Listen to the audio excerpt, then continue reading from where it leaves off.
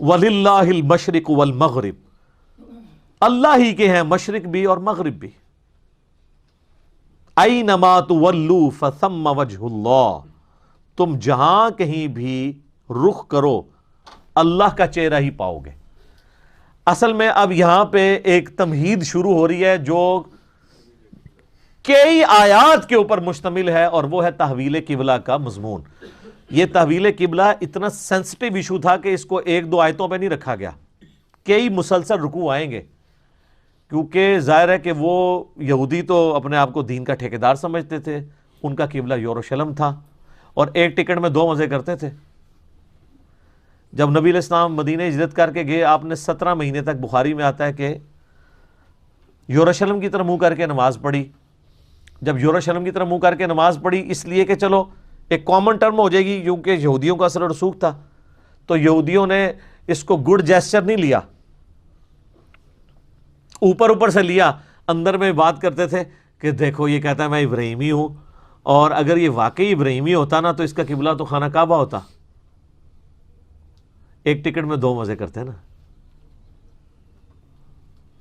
اور جب اللہ نے تحویل قبلہ کر دی تو پھر دوسرے پاس پیٹ سیاپا پا چھڑا انہوں نے کہ یار اس نبی نے قبلہ ہی بدل دیا، یہ تو ابھی تک تو کہتا تھا موسیٰ کے دین کے اوپر ہے، تو اب یہ اس طرف جا رہا ہے. اب بیک وقت دونوں چیزیں تو سیٹسفائی نہیں ہو سکتی نا. تو اس کا آخری حال یہی ہے جو اللہ تعالیٰ نے کیا ہے. اللہ نے فرمایا ان قریب بے وقوف لوگ کہیں گے کہ آٹا گندیا ہلدی کیوں ہے، تو ان کی پرواہ نہیں کرنی. یہ دوسرا پارہ شروع اس سے ہو رہا ہے، سیقول السفہاء، بیوقوف لوگ. تو بیوقوف اور جاہل ایسے لوگ ہیں جن کا سلوشن قرآن میں بھی اللہ نے نہیں دیا، سوائے اس کے کہ وَإِذَا خَاطَبَهُمُ الْجَاهِلُونَ قَالُوا سَلَامًا. اس کا کوئی سلوشن نہیں ہے نا. ایک صورت میں سلوشن ہو سکتا تھا کہ اللہ تعالیٰ کسی کو زبردستی ہدایت دیتا، وہ چونکہ اس نے طے کر لیا زبردستی ہدایت نہیں دینی، ہر بندے نے خود کمانی ہے.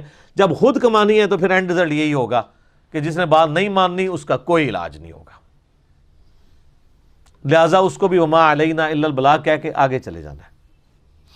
تو اللہ ہمارا ہے، مشرق اور مغرب اللہ کے ہیں، تم کسی طرح بھی چہرہ کرو نا تو اللہ ہی کا چہرہ پاؤ گے. ان اللہ واسع علیم، اللہ تعالیٰ بہت وسعت والی رحمت رکھنے والا ہے، علم والا ہے. تو بیسیکلی یہ بت پرستی توڑ دی کہ قبلوں سے کوئی فرق نہیں پڑتا، یہ تو صرف یونٹی کے لیے ہوتے ہیں. کوئی اللہ نہ تو یروشلم میں رہتا ہے اور نہ خانہ کعبے کے اندر، یہ تو اللہ تعالیٰ نے ایک سمبلز بنائے ہیں یونٹی کے لیے. عمارتیں ہیں، ان کی کوئی پوجا نہیں ہو رہی ہے. اصل تو اللہ ہے. مشرق میں منہ کرو، مغرب میں کرو، تم ہر طرف اللہ کا چہرہ پاؤ گے. اب یہ آیت ہے متشابہات، اور ان کے اوپر ایمان لانا ضروری ہے.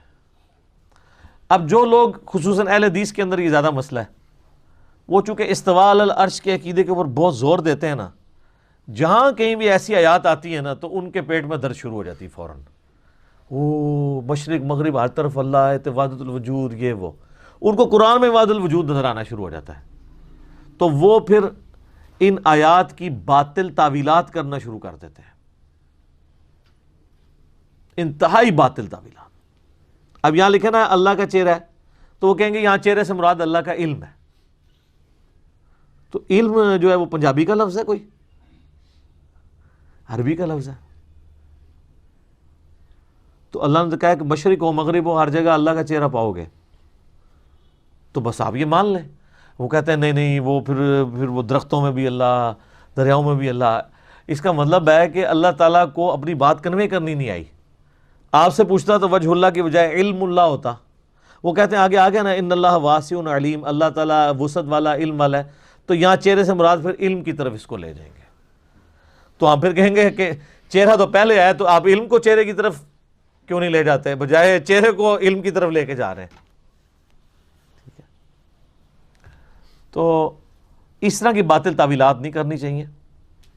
قرآن کے جتنی بھی آیات ہیں جو اللہ کی صفات اور ذات سے ریلیٹڈ ہیں، ان کو من و عن اسی طرح قبول کریں، اور ان کا جو معنی ہے نا اور اس کی جو تفسیر ہے وہ اللہ کے سپرد کر دیں. اس کی وجہ یہ ہے کہ یہ گھڑی جو میں نے پہنی ہوئی ہے، کیا گھڑی ایسا نالج رکھتی ہے جس سے ایک انسان کو جج کر سکے؟ لیکن انسان ایسا نالج رکھتا ہے جو گھڑی کو جج کر سکے. کریشن کبھی بھی اپنے کریٹر کے بارے میں کمپلیٹ نالج نہیں رکھ سکتی. یہ دنیا میں چھوٹی سی مثال میں نے دے دی ہے. تو انسان اپنے کریٹر کے بارے میں اتنا ہی تعارف رکھ سکتا ہے جتنا کریٹر خود کروا دے. اس سے زیادہ کیسے کر سکتا ہے؟ برین تو اس کا ہے, تخلیق تو اس کی ہوئی ہے. میں اپنے برین کو کتنا بھی یوز کر لوں, اپنے کریٹر کی جو کوالٹیز ہیں ان کو جج کر ہی نہیں سکتا, کیونکہ میں کریشن ہوں. سب سے بڑی میری کمزوری یہ ہے. ایک موبائل فون کبھی بھی اپنے کریٹر کے بارے میں نالج نہیں حاصل کر سکتا. ہاں, وہ موبائل فون بنانے والا اس کی ایک اینچی بیچی جانتا ہوگا, اور بلکہ موبائل تو اس فریم آف ریفرنس سے باہر بھی نہیں جا سکتا جو اس کے اندر فیڈ ہے. موبائل میں پی ایم اور اے ایم فیڈ ہے نا, تو وہ پی ایم کو اے ایم کو اسی طریقے سے سمجھے گا جو اس نے کریٹر نے فیڈ کر دیا. اے ایم کو پی ایم آپ بنا دیں, پی ایم کو اے ایم بنا دیں, تو موبائل اس کو الٹ سمجھنا شروع کر دے گا. تو ایسا موبائل یہ دعویٰ کر سکتا ہے کہ میں اپنے کریٹر کو سمجھ سکتا ہوں کہ کتنا سیاح ہے وہ, ادھش کیڑی کمپیٹنسیز نے. نہیں, یہ تو کوئی مثال ہی نہیں ہے اللہ اور مخلوق کی. لہٰذا قرآن میں بار بار آیا کہ اللہ کے بارے میں جتنی باتیں ہیں نا متشابہات سے ریلیٹڈ, ان پہ صرف ایمان لانا ہے.